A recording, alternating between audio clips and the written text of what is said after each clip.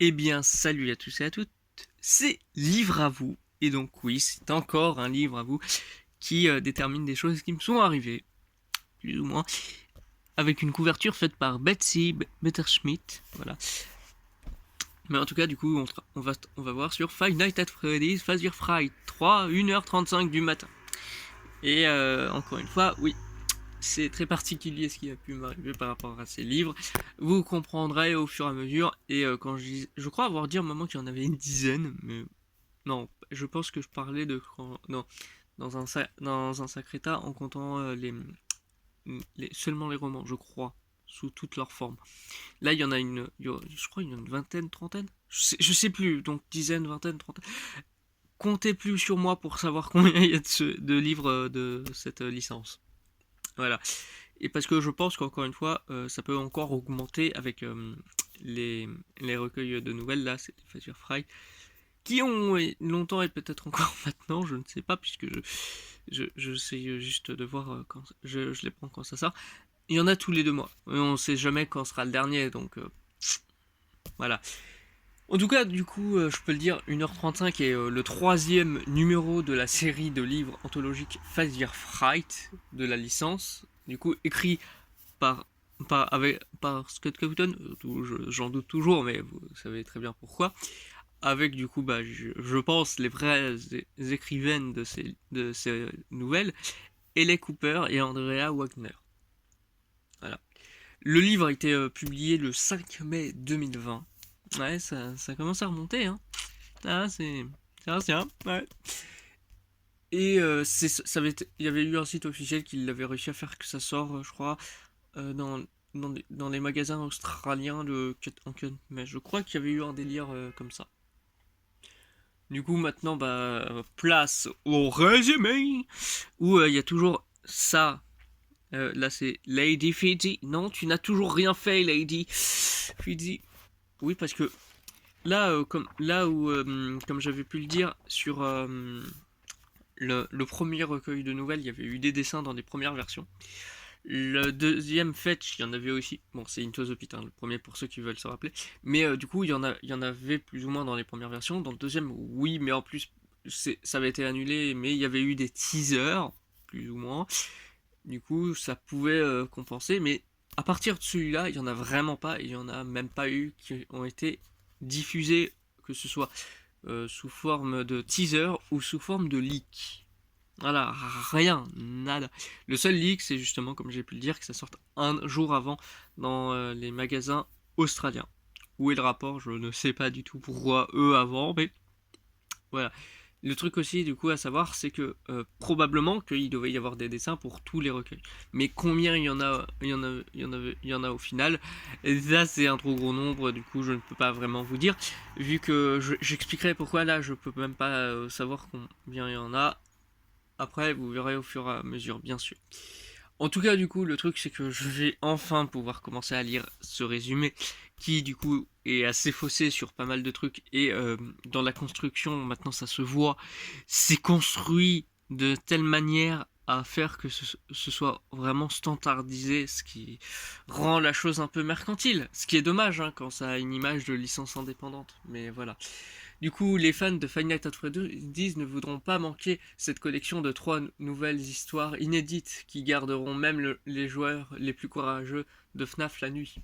Pour Della, Stanley et Devon, être laissés pour compte est pratiquement un mode de vie. Orpheline dès son jeune âge et récemment divorcée, Della s'échappe chaque soir plus profondément dans ses rêves, dans le besoin désespéré d'un réveil. Stanley est nouvellement largué, coincé dans un emploi sans issue par un employeur mystérieux, est incapable de communiquer avec qui que ce soit. Et Devon, abandonné par son père et ignoré par sa mère, ne comprend pas pourquoi l'amour et l'amitié viennent si facilement à tout le monde, sauf lui. Malheureusement, dans le monde insoupçonné de... ou oui, insoupçonné de Five Nights at Freddy's, c'est toujours dans les profondeurs de la solitude quand le mal s'infiltre. Dans ce troisième volume, le créateur de Five Nights at Freddy's tourne 3 sinistres nouvelles de différents coins du canon de sa série, mettant en vedette des poches des dessins de l'artiste préféré des fans, Lady Fitzy. Les lecteurs se méfient. Cette collection de contes terrifiants suffit à déstabiliser même les plus endurcis des fans de Five Nights at Freddy's. Voilà, donc encore une fois, c'est un truc très standardisé, malheureusement. En tout cas, du coup, pour la première nouvelle, hein, qui du coup s'appelle, comme j'ai pu le dire, pareillement que le recueil, 1h35 du matin. Voilà ce qu'il y a à savoir. Et oui, du coup, ça se dit en anglais, attention pour ceux qui veulent mon accent excellent, 1:45 a.m. Voilà, vous pouvez vous en foutre, voilà. Du coup, Della se réveille à 6h25, manquant son quart de 6 à 2 pardon, au restaurant. Depuis son divorce avec son ex-mari, Howard, Della vit un funk. Ce jour-là, elle a passé une maison avec une vente de garage. En naviguant, elle trouve une poupée mécanique brune aux cheveux bouclés. Voilà. Aux joues roses, non j'arrête. Aux yeux non, j'arrête. Aux yeux noirs, nommée Ella. Une poupée qui ressemblait beaucoup à l'enfant que Della avait toujours voulu. Ella avait de nombreuses caractéristiques, mais la seule qui fonctionnait encore était le réveil. Après avoir été achetée, Della était soulagée qu'elle puisse enfin dormir. Dans son appartement, elle a mis Della à 13h35 et fait une sieste. À 1h35, pardon. Mais du coup, là, l'un des trucs aussi qu'il y a à savoir, du coup, c'est que Ella, on l'a déjà plus ou moins vu dans les romans. Est-ce que c'est la même? Bah, j'en sais rien. Parce que là, c'est comme ce livre. Euh, c'est comme un fantasme du fait que bah, c'était un fantasme d'enfance. Et au final, bah, là, mais c'était montré comme un truc qui était pour sa fille dans les bouquins. Dans les romans, pardon. Là, c'est un truc standardisé. Je sais pas si c'est un truc pour montrer que c'est les livres de FNAF, ça doit être pour les enfants de Cowtown, mais voilà. Et encore une fois, vous allez comprendre là où je vais en venir au fur et à mesure de ces histoires. En tout cas, du coup, nous avons Ella, une poupée voilà. Et du coup, elle fait une sieste en ayant mis ça à l'heure. Della s'est réveillée au son de son téléphone en regardant par-dessus. Elle a vu qu'il était 14h25. Déçue qu'Ella n'ait pas fonctionné, elle l'a jeté dans une benne à ordures. Après son quart de travail, elle est retournée à son appartement pour dormir profondément. Mais à 1h35, elle a entendu un murmure venant de sa fenêtre qui l'a réveillée. Della en avait parlé à sa meilleure amie Harper. Harper et Della étaient les meilleurs amis depuis qu'ils étaient dans la même famille d'accueil. Harper a dit à Della qu'elle n'aurait pas dû jeter. Et là, les choses ont ensuite commencé à chercher Della plus tard dans la journée. Puis elle a entendu ce même son à nouveau à 1h35, elle s'est rendue compte que c'était Ella et qu'elle n'avait pas son alarme. Ennuyée qu'elle n'allait pas dormir, Della décide. Pardon, excusez-moi, je me perds dans mes lectures. Décide d'aller chercher Ella. Et elle est donc allée chercher dans les bennes à ordures où elle avait jeté Ella plus tôt.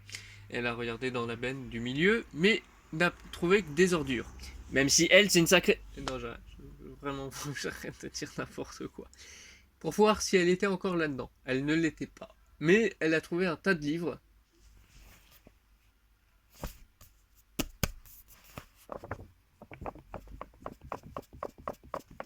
Je pense que vous voyez de quoi je parle. Sur un tas de sacs en peluche. Elle a remarqué une tache rouge suspecte sur l'un d'entre eux. Elle n'en a pris. Moi, la dernière benne n'avait pas Ella non plus dedans. La nuit suivante, elle s'est réveillée à nouveau à 1h35 du matin. Elle a juré qu'elle pouvait un bruit lapant de sa fenêtre. Elle a pensé à retrouver Ella. Elle a ensuite décidé de laisser le camion à ordures de la ville s'occuper du problème. Elle s'est réveillée à 1h35 la nuit suivante. Paranoïaque, Della a retourné aux bennes ordures pour vérifier si Ella y était. Comme elle a fouillé à travers eux, elle n'a pas trouvé Ella. Elle était une nouvelle fois bredouille. Della décide d'aller à la maison où la vente de garage avait été, mais quand c'est arrivé, il n'y avait personne. Elle est même allée à l'intérieur de la maison pour voir si quelqu'un était là, mais elle n'a trouvé personne. Alors elle a décidé d'essayer de faire des recherches sur la poupée sur internet. Elle a découvert que la poupée Ella avait été abandonnée pour des raisons inconnues. Elle a essayé d'en trouver d'autres, mais elle a atteint d'autres impasses. Trois autres fois où Della avait été réveillée à 1h35 du matin. Elle pouvait sentir la présence de la poupée. Ses yeux regardaient dans son âme. Elle ne pouvait entendre un bruit venant de son placard, mais il n'y avait rien. Elle pouvait entendre un bruit de rap sur le sol, mais il s'est arrêté. Cela continuait encore et encore. Della se sentait torturée. Tous les soirs, Della se réveille à 1h35 du matin pour entendre des bruits, des sensations étranges. Elle commençait à perdre la tête. Elle a essayé de déménager à différents endroits de la maison, mais elle n'a pas pu échapper. Alors elle a décidé de passer à l'équipe de nuit de travail au dîner dans l'espoir qu'elle pourrait mettre fin à la folie. Ça ne l'a pas fait. Tous les soirs, au restaurant, à 1h35, elle pouvait voir Ella. C'est devenu pire puisqu'elle s'est fait virer. Elle est ensuite restée avec la troupe de théâtre de Harper, mais elle n'a pas pu échapper à Ella. Elle a quitté la troupe de théâtre de Harper et monté dans sa voiture et a conduit à un motel. Mais même là, elle ne pouvait pas échapper à Ella. Elle l'entendait encore venir la chercher.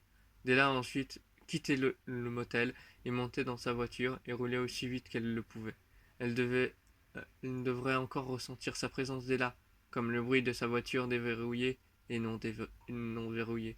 Elle s'est garée près d'une rivière et a couru aussi loin qu'elle le pouvait à une usine. C'était un signe de terreur et d'effroi qu'elle n'avait jamais ressenti auparavant. Elle avait besoin de se cacher. Rampant à travers un tuyau de drainage, elle s'est retrouvée dans un chantier abandonné où elle trouve une ouverture de ventilation. Elle a rampé à travers, dans la gelotte, dans l'espace, comme elle a déménagé. Puis elle est restée coincée. Mais elle s'est détendue. Parce que personne, pas même Ella, n'a jamais pu la trouver. Et à part peut-être la mort. Voilà, c'est c'est ça plutôt c'est plutôt sombre, ouais, franchement bah ça j'aime bien vraiment ça. Là où cette fin bah tu sais ce qui arrive plus ou moins, tu te dis bah ouais c'est ce qui t'arrive. Et du coup maintenant travaillons sur Rome One for More où nous allons raconter du coup l'histoire de Stanley.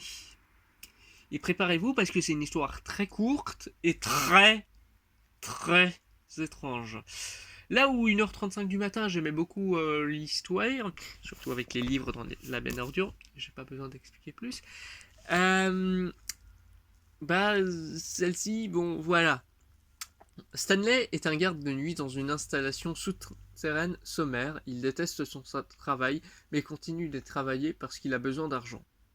Un jour, il trouve une mini-Rena qui apparaît soudainement sur son bureau. Il trouve cela mignon, mais il est aussi confus sur la façon dont il est arrivé là, et s'endort. Quand il se réveille, la poupée a disparu. Plus tard dans la nuit, il ressent une douleur étrange à la gorge ou au bras gauche avant d'aller au lit. Au cours des prochains jours, la douleur s'aggrave, ses deux bras gonflent et la gorge saigne. Il perd l'appétit, bien qu'il soit réticent au début. Sa famille le convainc d'aller chez le docteur s'il ne va pas mieux bientôt. Dans une intrigue secondaire tout au long du livre, Stanley a 3 cauchemars sur son lieu de travail. Dans le premier, il reçoit un taxi, seulement pour trouver le conducteur qui est Funtime Foxy.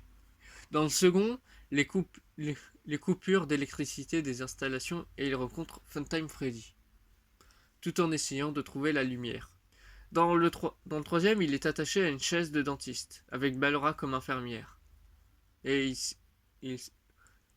après s'être réveillé du troisième cauchemar, il trouve une armée de mini-Rena essayant de ramper dans sa bouche, lui faisant réaliser que sa maladie a été parce qu'il rampe à l'intérieur de lui pendant qu'il dort et qu'il essaye de précipiter à l'hôpital, mais s'effondre avant de pouvoir quitter le bâtiment.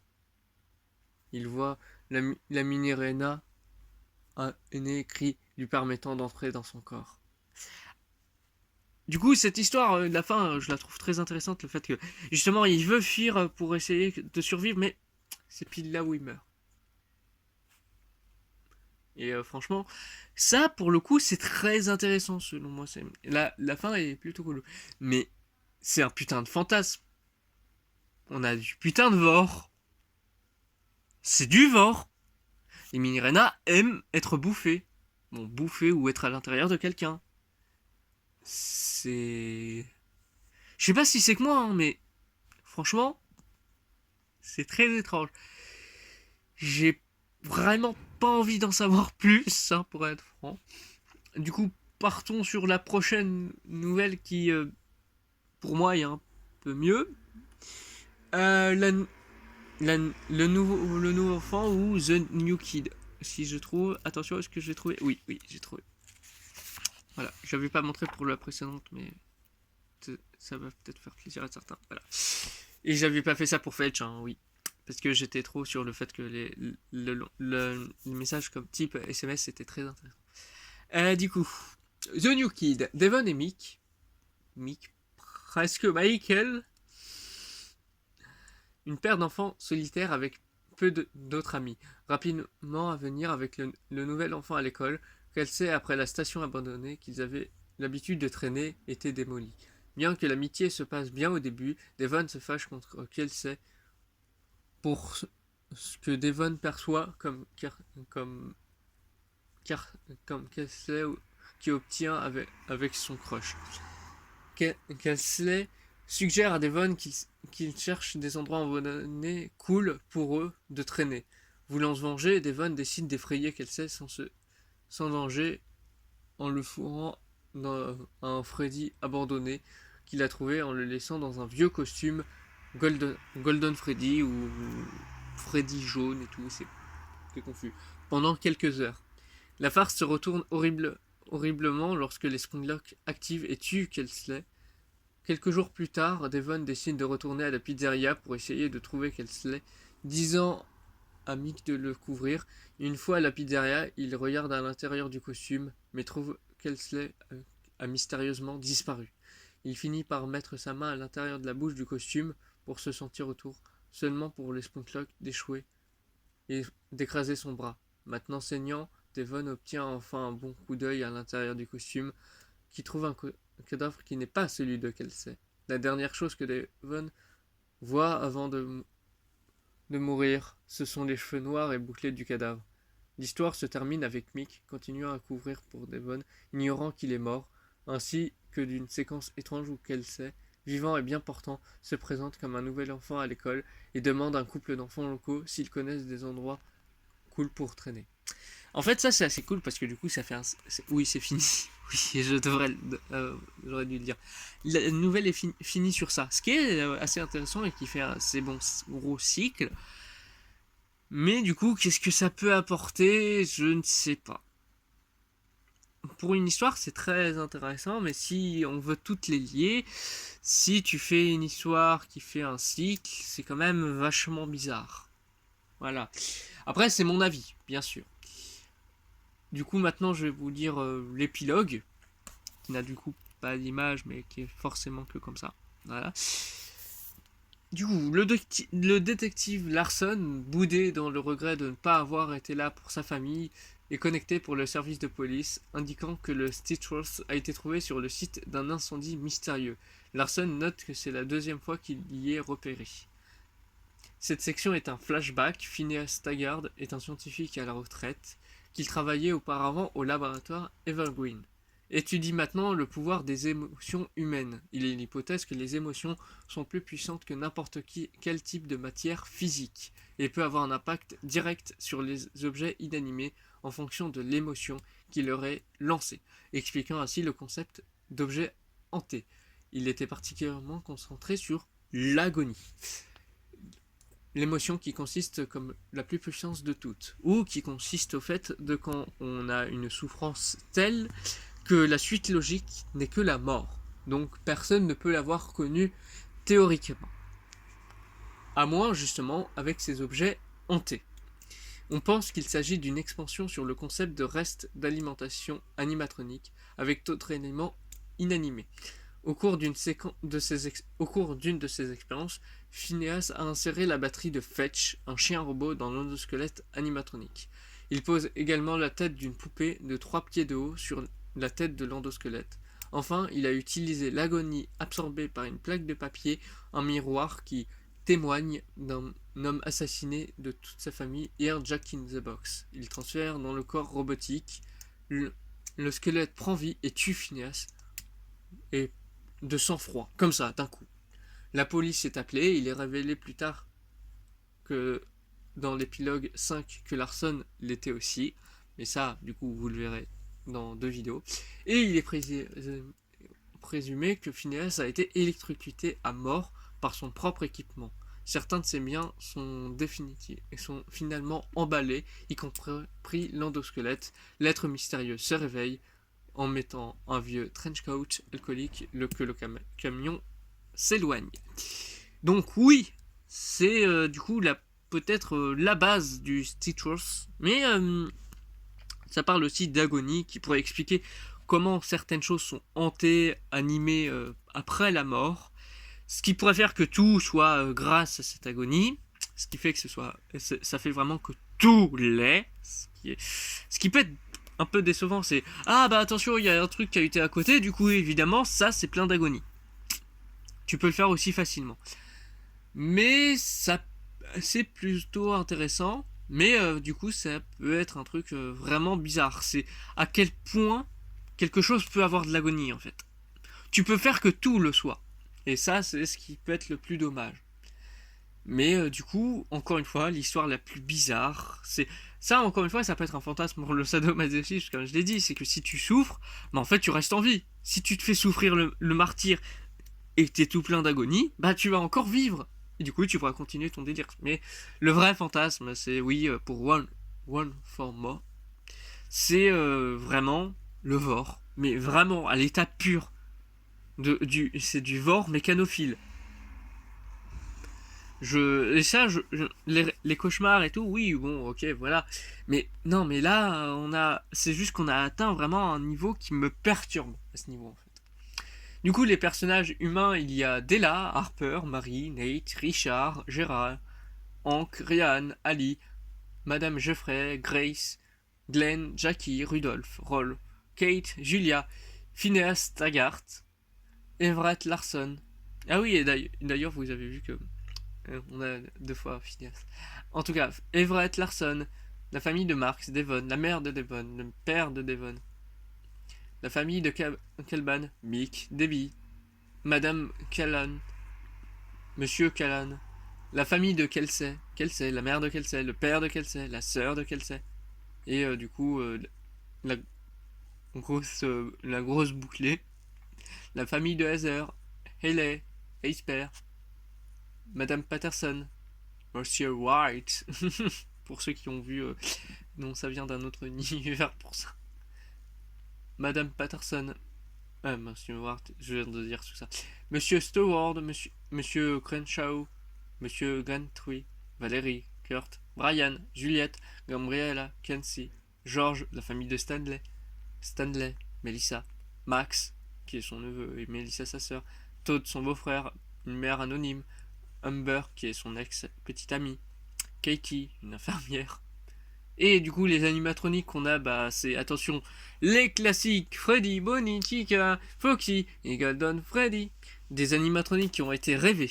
Donc, Funtime Freddy, Funtime Foxy, et les Mini-Rena et Ballora. Et du coup, dans les animatroniques qui ont été vraiment vus, et là, le Stitch Wars et du coup, les Mini-Rena. Et du coup, s'il y a des petites anecdotes que je peux donner, c'est par exemple que 1h35 du matin, c'est une histoire qui met en vedette, et là, un personnage qui est justement de retour de la trilogie romanesque.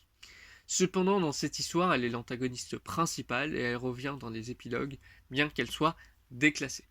C'est aussi la 4e histoire à figurer dans les épilogues, les autres étant To Be Beautiful, Out of Stock et Fetch. Et comme on le voit justement, ils ont tous un rapport avec le Stitch Wars, mais vraiment dans sa conception apparemment. Ensuite, il y a aussi Rome for One More, où dans cette histoire, Stanley semble représenter plus ou moins Michael Afton de Sister Location, alors que dans Sister Location, il est démontré qu'Ednar est allé à l'intérieur de Michael pour s'échapper de l'installation souterraine, et du coup, c'est un lien avec les jeux, mais encore une fois, je m'en fiche un peu, mais c'est une petite anecdote comme ça, et du coup, la même chose que les Mini-Rena essayant de faire avec Stanley. Enfin, on imagine, vu que, bah, en y allant toutes, bah, c'est comme ça qu'il est mort.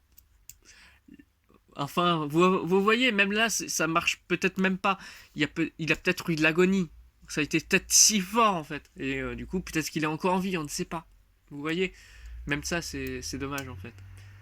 Et du coup, là, le beau-père de Stanley, Todd, mentionne le Snake Space, le même fast-food présenté dans Into the Pit, où travaille le père d'Oswald, du coup, dans la toute première nouvelle. Ensuite, pour The New Kid, je peux dire que c'est la première histoire à avoir une fin de tension, avec une révélation choquante qui reste sans réponse. Avoir un animatronique présent, mais ne pas être l'antagoniste, de moins pas intentionnellement. Avoir les personnages humains se faire tuer plutôt qu'il y ait un essai animatronique pour les tuer, les tromper en faisant une erreur qui provoque leur mort. Et du coup, une qui est la première à être sous forme de boucle. Aussi, selon la façon dont vous interprétez l'histoire et ses personnages, Devon et Kelsey pourraient être considérés comme des antagonistes. Parce que oui, vu ce qui est arrivé, soit c'est des protagonistes, soit c'est des antagonistes. Ensuite, Devon a vu encore dans les cheveux noirs bouclés, dans le costume de Golden Freddy, comme il était sur le point de mourir. Et du coup, dans une histoire nouvelle, dans une prochaine nouvelle, pardon, qui du coup s'appelle The Man in the Room 100. Ouais, bon, je suis nul en anglais, hein, toujours encore une fois. 1280. L'esprit dans la chambre 1980, son patient du coup, a créé une manifestation physique de même pour tourmenter les infirmières qui ont essayé de le tuer. Il avait les cheveux noirs bouclés et le masque d'alligator, ce détail à faire croire aux fans que Kelsey est une autre manifestation d'Andrew. Ce qu'on n'est toujours pas sûr. Mais bon. Bien qu'il y ait des preuves qui entrent en conflit avec la théorie, Kelsey entend avec des parents saigne quand il est à l'intérieur du costume de Golden Freddy. Et s'il était une manifestation physique d'un esprit, il est capable, en quelque sorte, de se promener dans le monde extérieur sans parler. Sa motivation de cibler les intimidateurs est inconnue, ni comment il est revenu à la vie après sa mort. Peut-être l'agonie. Vous voyez, c'est pour ça que je dis que ça peut être bien sur certains points, mais en même temps, voilà. Donc, ensuite, en raison de Kelsey affirmant qu'il a des parents et qu'il est capable de saigner s'il en est fait une manifestation de l'esprit d'Andrew, cela pourrait signifier qu'Andrew se réfère à ses parents quand il était vivant, alors que pour le saignement, il semble se produire une raison de l'agonie ou une autre force surnaturelle où Andrew est capable d'interagir avec ce monde réel. Voilà. Donc j'ai donné mon avis juste avant et on se retrouve pour Step Closer demain. Bye bye.